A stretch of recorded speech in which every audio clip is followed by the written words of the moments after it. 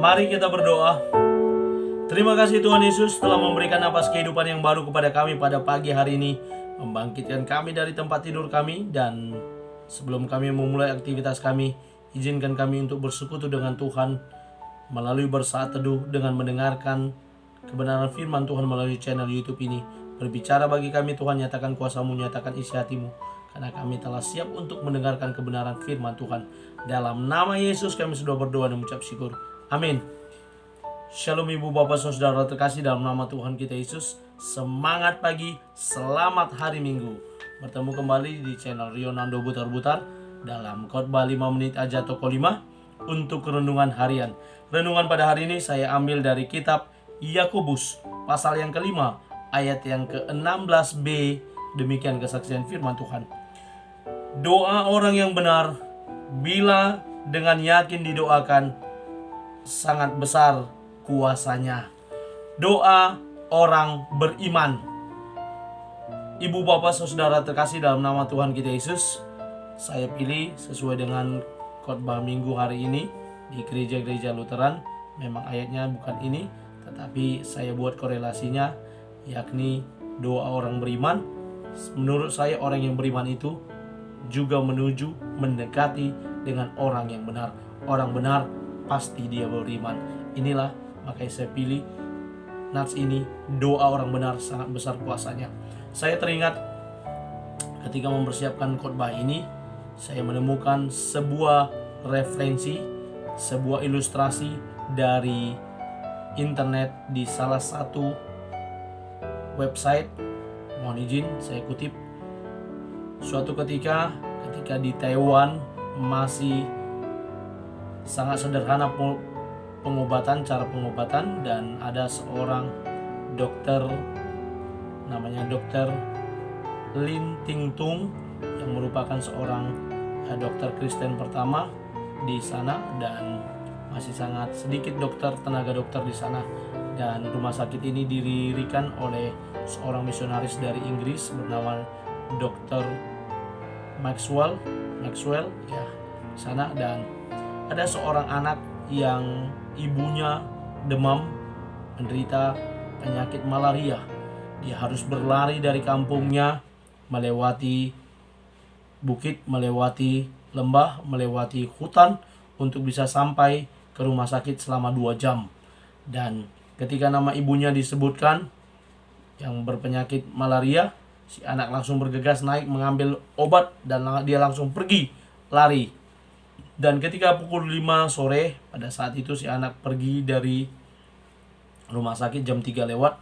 Lalu jam 5 di mana rumah sakit dan toko obat akan tutup. Dan tiba-tiba seorang perawat berkata kepada Dokter Lin ini, "Dokter, di sini masih ada obat malaria. Kalau tidak salah tadi ada seorang anak yang meminta obat malaria untuk ibunya yang sedang sakit." Lalu si dokter kebingungan, lantas obat apa yang dibawa oleh si anak tersebut? Karena warna botol obat pada saat itu hampir sama, yakni warna kecoklat-coklatan, hampir sama, semua pukul rata. Dan ternyata apa yang dibawa oleh si anak merupakan disinfektan. Dan dia sudah berlari untuk membawa itu dan memberikannya kepada anaknya, tanda bukti dia berbakti kepada orang tuanya. Lalu Dr. Lin beserta perawat melaporkan hal ini kepada Dr. Maxwell, dan Dr. Maxwell pun pasrah karena mereka tidak tahu di mana tempat anak tersebut.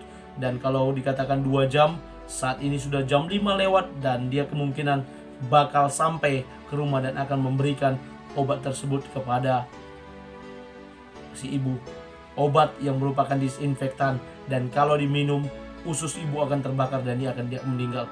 Lalu Dr. Maxwell mengumpulkan semua kru rumah sakit, tenaga medis di rumah sakit, dan mereka bersekutu dan berdoa kepada Tuhan, memohon pertolongan Tuhan, mukjizat Tuhan boleh berlaku supaya si ibu tersebut yang nyawanya sedang terancam karena salah mengambil obat anaknya, dan dia akan meninggal.